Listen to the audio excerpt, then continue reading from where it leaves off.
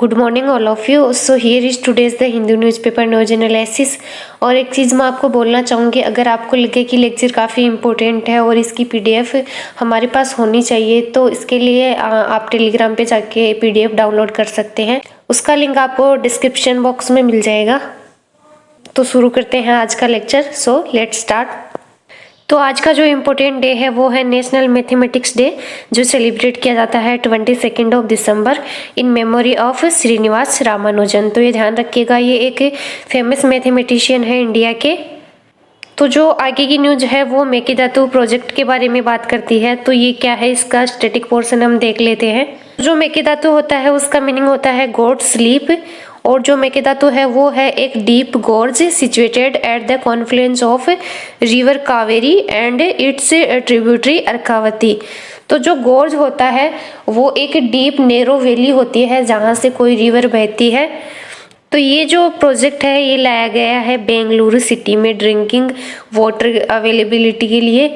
इसके अलावा जो ये फर्स्ट अप्रूव किया गया था वो किया गया था कर्नाटका के द्वारा 2017 में। इसके अलावा अगर बात करें कावेरी रिवर की, तो इसे पौनी रिवर भी के नाम से भी जाना जाता है तमिलनाडु में, और इसे गंगा ऑफ साउथ भी बोला जाता है। और ये फोर्थ लार्जेस्ट रिवर है साउथर्न इंडिया की, तो ये ध्यान रखिएगा।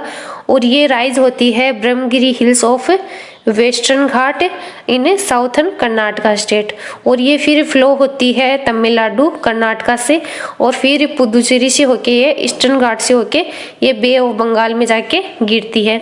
और जो इसकी ट्रिब्यूटरी है उसमें है अर्कावती, हेमावती, लक्ष्मणा, तीर्था, सिंसा और काबिनी। तो ये काबिनी जो ट्रिब्यूटरी है ये काफी इंपॉर्टेंट है, इसके बारे में ध्यान रखिएगा। और अगर बात करें कावेरी रिवर की लोकेशन की, तो ये कर्नाटका से होके तमिलनाडु से होके फिर बे ऑफ बंगाल में जाके गिरती है। इसके अलावा ये है लोकेशन मेकेदातु प्रोजेक्ट की, तो ये ध्यान रखिएगा। जो अगली न्यूज है वो बात करती है Kejriwal promises graft free Goa government. तो ग्रेफ्ट का मतलब होता है रिश्वत, तो ये ध्यान रखिएगा। और जो गोवा है उसकी लोकेशन हम देख लेते हैं, है गोवा, जिसकी जो कैपिटल है वो है पणजी, और ये बॉर्डर टच करता है कर्नाटका के साथ में और महाराष्ट्र के साथ में, तो ये ध्यान रखिएगा। जो आगे की न्यूज है वो नाटो के बारे में है। NATO 6 meaningful talks with Russia early next year. तो जो नाटो है उसकी फुल फॉर्म होती है नॉर्थ अटलांटिक ट्रीटी ऑर्गेनाइजेशन, और इसे नॉर्थ अटलांटिक अलायंस के नाम से भी जाना जाता है। और ये एक इंटर गवर्नमेंटल मिलिट्री अलायंस है जिसे साइन किया गया था 4 अप्रैल 1949 में।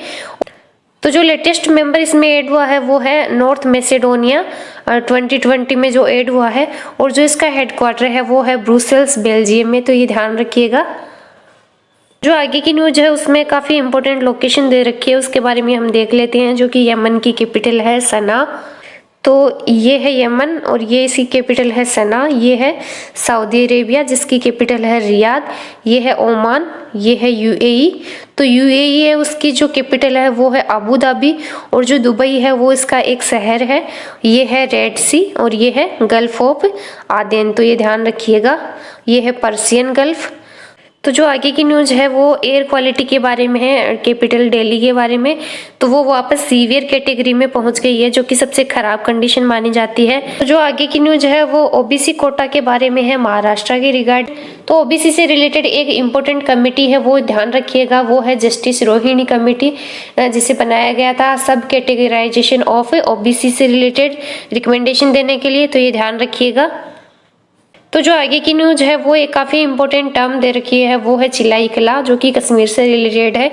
तो जो चिलाई कला है वो एक लोकल नेम है given to 40 days period of harsh winter in Kashmir, जो कि स्टार्ट होता है 21 दिसंबर टू 29 जनवरी, तो ये ध्यान रखिएगा। जो गुपकर डिक्लेरेशन है वो रिलेटेड है कि जो जम्मू और कश्मीर का जो स्पेशल स्टेटस का जो दर्जा था और जो आर्टिकल 35A वहाँ पे लागू था उसको वापस लागू किया जाना चाहिए, ये डिक्लेरेशन ये डिमांड करती है, तो ये ध्यान रखिएगा। तो जो आगे की न्यूज है वो है government cuts import duty on refined palm oil to 12.5%। तो जो पाम ऑयल है उसके जो बिगेस्ट इंपोर्टर कौन कौन है तो वो हम देख लेते हैं। तो उसमें है India, China, Pakistan, Netherland and Spain. और जो ऑयल एक्सपोर्टर हैं पाम ऑयल के तो वो है इंडोनेशिया, मलेशिया, ग्वाटेमाला, कोलंबिया और पापुआ न्यू गिनी। तो जो आगे एडिटोरियल है उसमें जो फर्स्ट एडिटोरियल है वो बात करता है लेबर कोड के बारे में, और जो सेकंड है वो बात करता है हिंदुत्व के बारे में।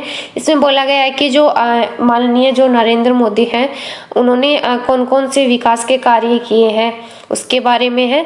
तो जो लेबर है उसके बारे में आप ये एक चीज़ ध्यान रखिएगा, तो जो लेबर है वो कॉन्करेंट लिस्ट में आता है। जो इंडियन कॉन्स्टिट्यूशन में 3 लिस्ट दी गई है, सेंट्रल लिस्ट, स्टेट लिस्ट और कॉन्करेंट लिस्ट। तो जो लेबर है वो कॉन्करेंट लिस्ट का सब्जेक्ट है, तो ये ध्यान रखिएगा।